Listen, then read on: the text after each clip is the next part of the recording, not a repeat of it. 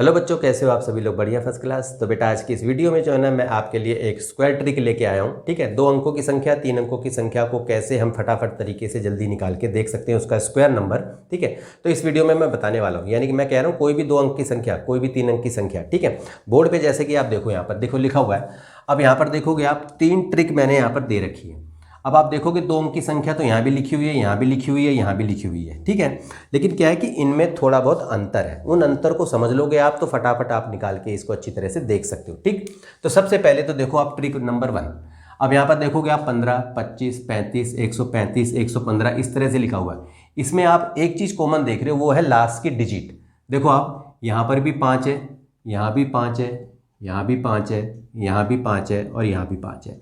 अगर किसी भी संख्या में, चाहे वो 2 अंक की संख्या हो चाहे वो 3 अंक की संख्या हो, यदि लास्ट में 5 आ जाए तो कैसे हम उसको जल्दी से करके देख सकते हैं वो देखो आप।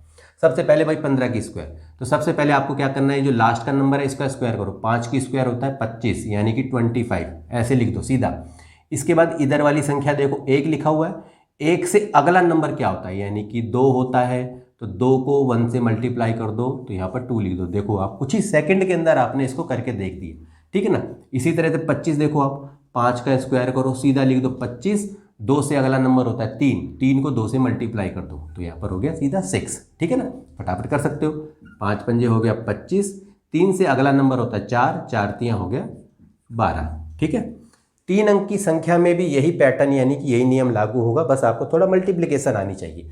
अब यहाँ भी देखो आप 5 करो आप, 5 पंजे हो गया 25। अब ये 12 से अगला नंबर 11 से अगला नंबर 12 होता है, तो 12 और 11 को मल्टीप्लाई कर दो तो देखोगे 132 हो गया। तो यहाँ पर लिख दिया 12 एकम 12, 12। हाँ ठीक है, ठीक है ना।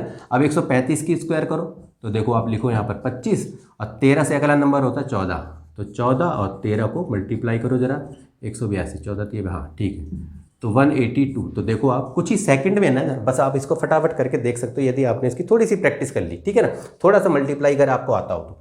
अब यहाँ देखो, यहाँ तो कोई संख्या सेम आपको नहीं दिख रही है, तो इनको कैसे करना वो भी देख लो आप फटाफट। तो देखो आपको क्या करना है, सबसे पहले लास्ट का जो नंबर दिख रहा है लास्ट का स्क्वायर करो। 4 की स्क्वायर होता है 16, ऐसे लिख दो। फिर इस वाले नंबर का स्क्वायर करो 5, 5 का स्क्वायर कितना होता है 25। पहले समझ में आ रहा है, ऐसे लिखो आप। इसके बाद क्या करना है, 5 और 4 को मल्टीप्लाई करना है और 2 से फिर मल्टीप्लाई कर देना है। तो 5 चौक 20 दूनी 40, 40 हो गया। एक नंबर छोड़ के यहाँ पर लिख दो 0 और 4 यहाँ लिख दो और फिर प्लस कर दो 6, 1 5 4 9 2, तो यहाँ पर हो गया 2916। ये देखो आप, ये भी आप जल्दी करके देख सकते हो, बस थोड़ी सी प्रैक्टिस की ज़रूरत है। यहाँ देखो 2 दूनी 4 है, तो आपको ऐसे लिखना है बेटा, 0 4 लिखना है, ध्यान रखना। 4 चौक हो गया 16, यहाँ लिखो आप। अब इसको दोनों, अब तीनों को मल्टीप्लाई कर दो, 4 2 और 2 को, 4 दूनी 8 दूनी 16, बीच में लिख दो एक नंबर छोड़ के 4 6, और ये हो गया तुम्हारा 1764। ठीक है ना, बिल्कुल समझ में आ गया। इसी तरह से 3 अंक की संख्या हो तो भी आप आराम से करके देख सकते हो। इसी तरीके से देखो आप, सबसे पहले देखो आप 2 दूनी 4, मैंने बोला ना 4 को आपको ऐसे लिखना है। अब 13 13 कितना होता है 169, वही लिखो। अब यही करना है, 13 2 और 2 को मल्टीप्लाई करो, 13 दूनी 26 दूनी 52, एक नंबर छोड़ के यहाँ पर लिख दो। अब इनको जोड़ दो, 2 9 5 14 और ये हो गया तो 17424। बस थोड़ा सा अगर आपको मल्टीप्लाई सही तरह से आता है तो आप फटाफट करके देख सकते हो इनको।